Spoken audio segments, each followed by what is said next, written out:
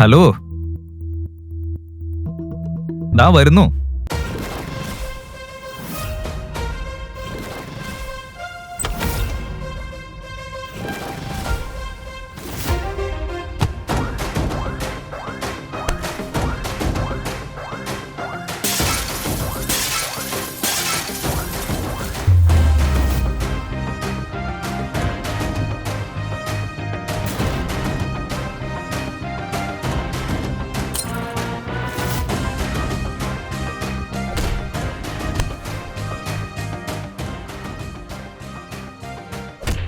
Well done ദയ. Sir,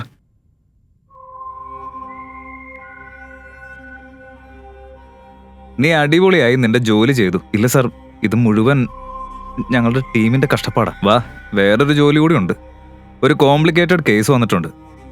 ഇത് ബലം ഉപയോഗിച്ചല്ല, നല്ലവണ്ണം ചിന്തിച്ച് തന്നെ നീ പരിഹരിക്കണം.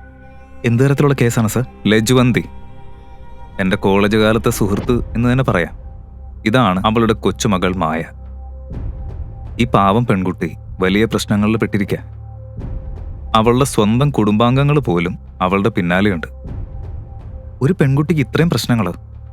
പക്ഷെ എന്തിനാ സർ? പറയാം.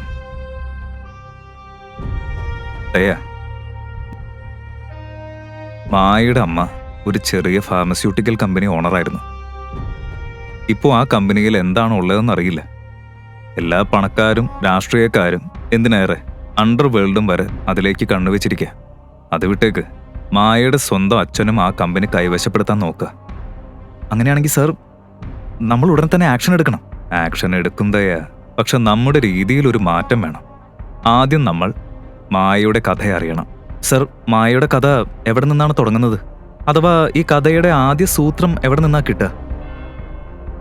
മണാലി.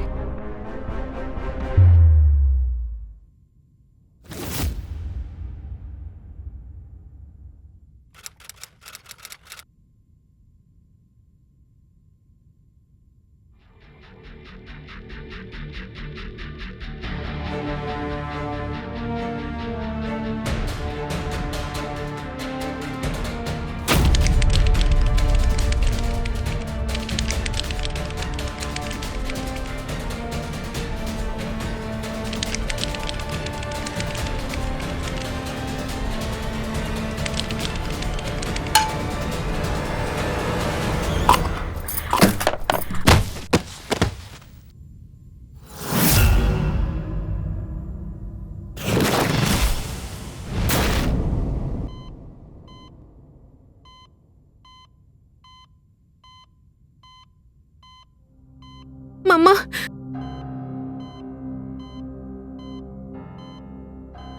മമ്മ എഴുന്നേൽക്ക്. പപ്പ വീണ്ടും ആ സ്ത്രീയെ വീട്ടിലേക്ക് കൊണ്ടുവന്നിട്ടുണ്ട്. അവരിപ്പോ നിങ്ങളുടെ റൂമിലാ പപ്പയോടൊപ്പം. മമ്മ പ്ലീസ് എഴുന്നേൽക്ക്. എനിക്ക് ഇതൊന്നും ഇഷ്ടമല്ല. അവരെ പുറത്താക്കും മമ്മ, പ്ലീസ്. 8 വയസ്സുള്ള ചെറിയ മായ കിടക്കയിൽ കിടക്കുന്ന അമ്മയെ വിളിച്ചുണർത്താൻ ശ്രമിച്ചു. പക്ഷേ അവളുടെ അമ്മ മയൂരി ഇന്ന് കണ്ണു തുറന്നില്ല. നഴ്സ് മെഷീനിലെ ബട്ടണുകൾ അമർത്തുന്നത് അവൾ കണ്ടിരുന്നു. അതുപോലെ തന്നെയാണ് ഇന്നും അവൾ ശ്രമിച്ചത്. ബട്ടൺ അമർത്തിയാൽ അമ്മ എഴുന്നേറ്റ് സംസാരിക്കും എന്ന് കരുതി. പക്ഷേ ഒന്നും സംഭവിച്ചില്ല.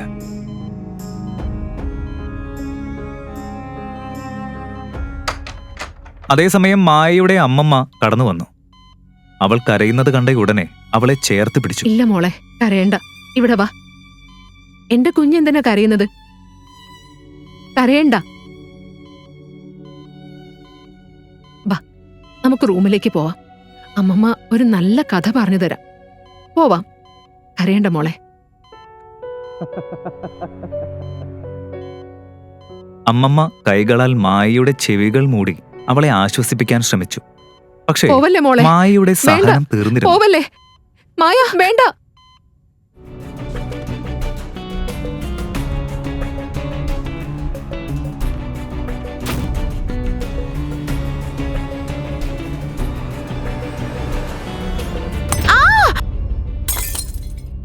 നിങ്ങൾ മോശം സ്ത്രീയാ. ഇതെന്റെ അമ്മയുടെ കിടക്കുക. ഇവിടെ നിന്ന് പുറത്തേക്ക് പോ. നീ ഓക്കെയാണോ? എവിടെയെങ്കിലും വേദനയുണ്ടോ? ഡീ കുട്ടിപ്പിശാശേ, നിന്റെ നാവിന് അതിരില്ല. നിന്റെ അമ്മ അവിടെ പാതി മരിച്ച നിലയിൽ കിടക്കുമ്പോ നിന്നെ ഇന്ന് ഞാൻ വിടില്ല. ഇന്ന് ഞാൻ നിന്റെ നാവ് മുറിച്ചു കളയും കേട്ടോ.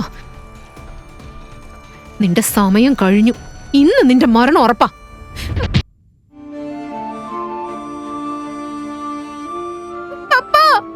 അവളുടെ അമ്മ തന്നെയാ അവളെ നശിപ്പിച്ചത്. ഞാൻ എന്ത് ചെയ്യാനാ? അവളുടെ അമ്മ തന്നെയാണ് അവളെ ലാളിച്ച് വഷളാക്കിയത്. അമ്മ നശിപ്പിച്ചോ? ഇനി ഞാൻ എന്ത് ചെയ്യുമെന്ന് കണ്ടോ? മാലിനി, നീ എന്താ ചെയ്യുന്നത്? അവളെ കൊല്ലാനാണോ? ഹാ, കൊല്ലും.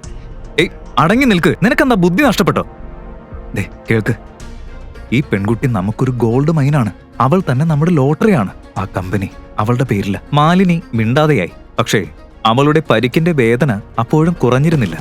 ഹേ no, I can't believe this. നീ ഇത്ര ഭീരുവാണെന്ന് ഞാൻ അറിയില്ല. എനിക്ക് വേണ്ടി നിൽക്കാൻ പോലും കഴിയാത്ത ഒരാളെ ഞാൻ വിവാഹം കഴിക്കില്ല. ഈ വാക്കുകൾ കൊണ്ട് മാലിനി ശേഖരന്റെ പുരുഷത്വത്തെ ചോദ്യം ചെയ്തു.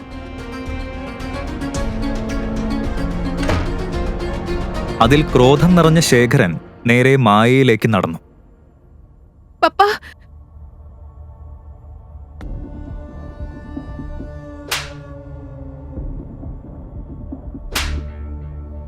അവളെ വിട് ശേഖര. നീ എന്തായി ചെയ്യുന്നത്? നീ ഒരു അച്ഛനാണോ അതോ ശത്രുവാണോ? ആരെങ്കിലും സ്വന്തം കുട്ടി എങ്ങനെ അടിക്കൂ?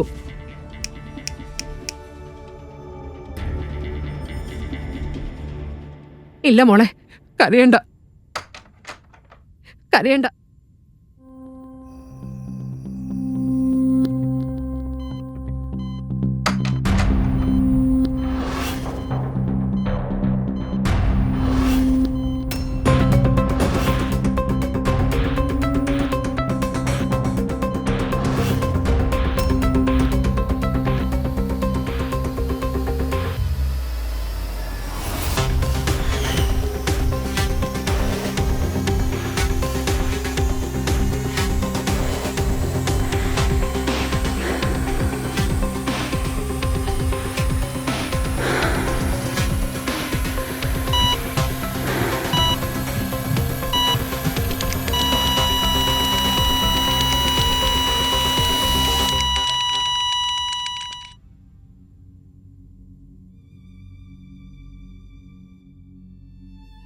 സങ്കടം പറയാൻ ആരുമുണ്ടായിരുന്നില്ല.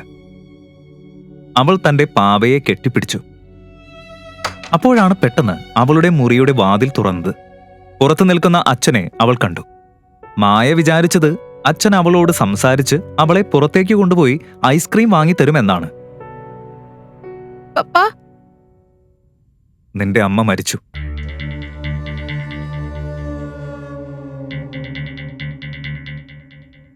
ഇനി ഒരിക്കലും തിരിച്ചു വരാത്ത രീതിയിൽ നിന്റെ അമ്മ ദൈവത്തിന്റെ അടുത്തേക്ക് എന്നേക്കുമായി പോയി. ഇനി ഞാൻ നിന്റെ അച്ഛൻ. ഇന്ന് വീട്ടിൽ വന്ന ആ ആന്റി അറിയില്ലേ, ഞാൻ അവളെ വിവാഹം കഴിക്കാൻ പോവാ. അവളുടെ പേര് മാലിനി. മാലിനിയും അവളുടെ മകളും ഇനി നമ്മളോടൊപ്പം ഈ വീട്ടിൽ തന്നെ താമസിക്കും. നാളെ മുതൽ അവർ പറയുന്നതെല്ലാം നീ കേൾക്കണം.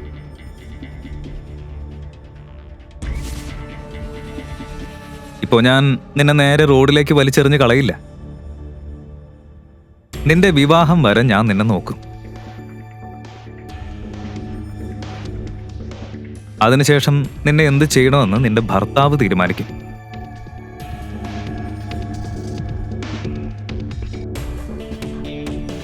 ഇത് ധരിക്കേ.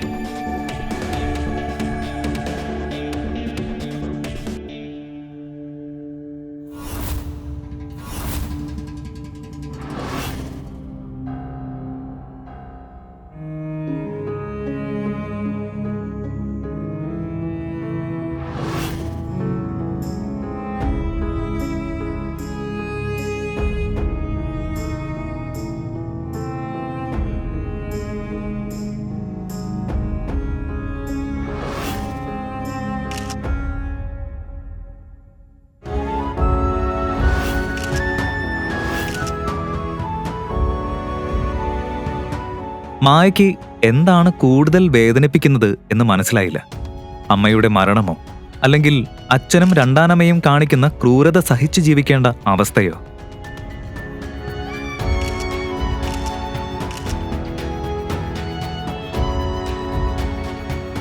മായ,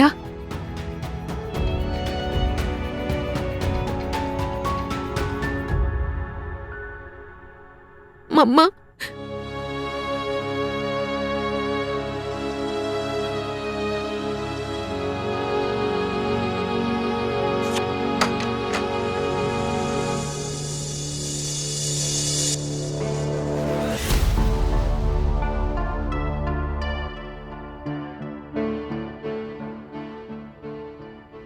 മായയുടെ മുറിയിൽ എനിക്ക് ഇഷ്ടമുള്ളതൊക്കെ എടുക്കാൻ എന്റെ മമ്മി എന്നോട് പറഞ്ഞിട്ടുണ്ട്. അതിന് നീ ആരാ? ഞാൻ മൃദുല, നിന്റെ സ്റ്റെപ്പ് സിസ്റ്റർ. അയ്യോ, എന്റെ സ്റ്റെപ്പ് സിസ്റ്റർ അല്ല. എന്റെ ഫ്രണ്ട്സ് കേട്ട എന്നെ കളിയാക്കും. അതിനാൽ ഇന്നു മുതൽ ഞാൻ ഈ വീട്ടിലെ കൊച്ചു മുതലാളിയാ. നീ എന്റെ മെയ്ഡ്. ഓക്കെ? ഇപ്പൊ എന്റെ ആദ്യ ഓർഡർ കേൾക്ക്. ഈ ബോക്സ് തുറക്ക്. ഇതിൽ നിനക്കൊരു സർപ്രൈസ് ഉണ്ട്.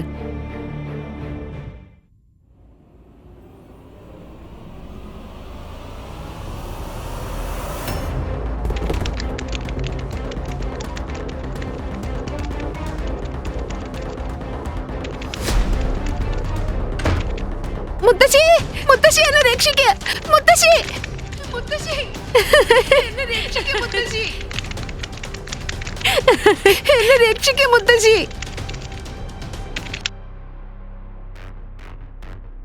മായ, എന്താ മോളെ, നീ ഓക്കെ ആണോ? മുത്തശ്ശി എന്നെ രക്ഷിക്ക്. മുത്തശ്ശി. അതേസമയം മൃദുല മായയുടെ അമ്മമ്മ ആ വഴി വരുന്നത് കണ്ടു. മായ പെട്ടെന്ന് അവിടെ നിന്ന് ഓടി മാറി. മുത്തശ്ശി, മുത്തശ്ശി, മുത്തശ്ശി. അമ്മമ്മ വാതിൽ തുറന്നപ്പോൾ മായ ഒരു കോണിൽ ഇരിക്കുകയായിരുന്നു. അവളുടെ ചുറ്റും 4 പാമ്പ് പോലെ കുത്തുന്ന ചീങ്കണ്ണികൾ. മുത്തശ്ശി, മുത്തശ്ശി എന്നെ രക്ഷിക്കും. മുത്തശ്ശി. മായ, മുത്തശ്ശി, മുത്തശ്ശി എന്നെ രക്ഷിക്കും. മുത്തശ്ശി, ഇവിടെ വാ, എന്റെ അടുത്തേക്ക് വാ.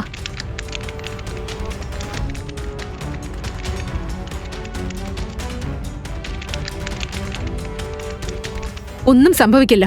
മുത്തശ്ശി ഇവിടെ ഇല്ലേ മോളെ? ഞാനുള്ളപ്പോ മോൾക്കൊന്നും സംഭവിക്കില്ല. മോൾ ഇവിടെ ഇരിക്കെ. ശരിയാകും, ശരിയാകും. നോക്ക്, എല്ലാ ചീങ്കണ്ണികളെയും ഞാൻ ഓടിച്ചില്ലേ? മുത്തശ്ശി, ഈ വീട് ഇനി നല്ലതല്ല. മോശ ആളുകളാ ഇവിടെ താമസിക്കുന്നത്. ഞാൻ ഇപ്പൊ തന്നെ മമ്മിയുടെ അടുത്തേക്ക് പോയാൽ നല്ലതായിരിക്കില്ലേ? അങ്ങനെ പറയരുത് മോളെ. അത് വളരെ മോശം കാര്യോ. നിനക്കറിയോ, നീ വളരുമ്പോ ഒരു സ്ട്രോങ് ഗേൾ ആവും. അപ്പം മൃദുലയെ പോലും നീ മറക്കും. ചീങ്കണ്ണികൾക്ക് പോലും നിന്നെ ഒന്നും ചെയ്യാൻ കഴിയില്ല. എന്റെ ധൈര്യശാലിയായ കുഞ്ഞ് മോളെ.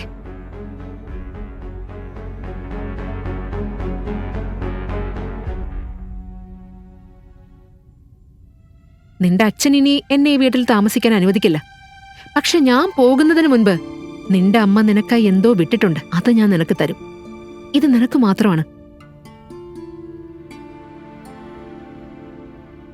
ഇല്ല മുത്തശ്ശി, പ്ലീസ് എന്നെ വിട്ട് പോവരുത്. ഇല്ല മോളെ, നിന്നെ വിട്ടു പോവാൻ എനിക്ക് ഇഷ്ടമില്ല. പക്ഷേ നമുക്ക് സമയം വളരെ കുറവാ.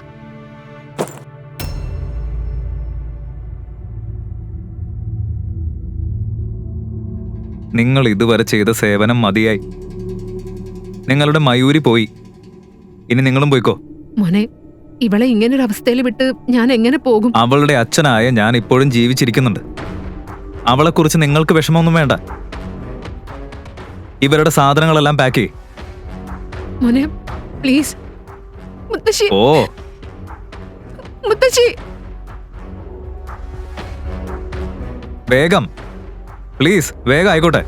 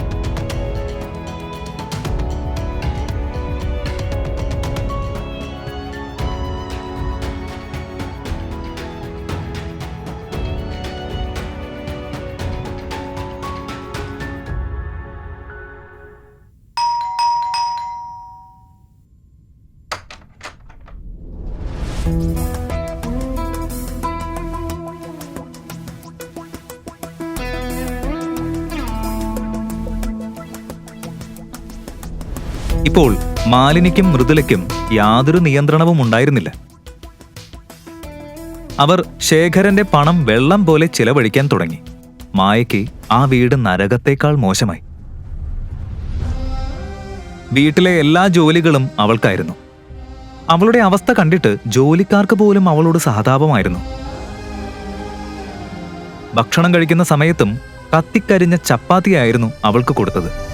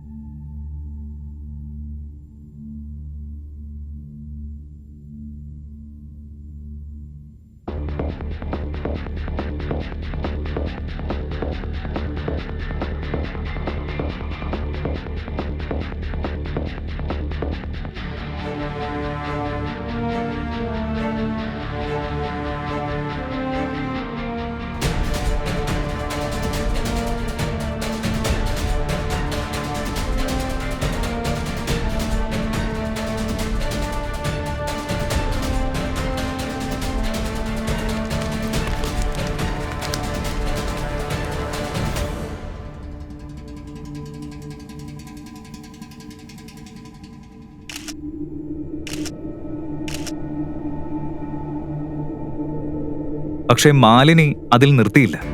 തന്റെ മകൾ മൃദുലയേക്കാൾ മായ വളരെ സുന്ദരിയാണെന്ന സത്യം മാലിനിയെ ഉള്ളിൽ നിന്ന് കുരുക്കിക്കൊണ്ടിരുന്നു. ആ അസൂയയിൽ നിന്ന് മാലിനി പിശാചിനെ പോലും ലജ്ജിപ്പിക്കുന്ന തരത്തിൽ ക്രൂരമായ ഒരു പ്ലാൻ ഒരുക്കി. മായയ്ക്ക് ഭക്ഷണത്തിന് ശേഷം പ്രത്യേക ഗുളികകൾ കൊടുക്കാൻ തുടങ്ങി. ചിലപ്പോൾ ചുവപ്പ്, ചിലപ്പോൾ മഞ്ഞ, പച്ച അല്ലെങ്കിൽ നീല. അതിയായി എണ്ണ ചേർത്ത് അവൾക്കായി വേറെ ഒരു ഭക്ഷണം തന്നെ തയ്യാറാക്കി കൊടുത്തു.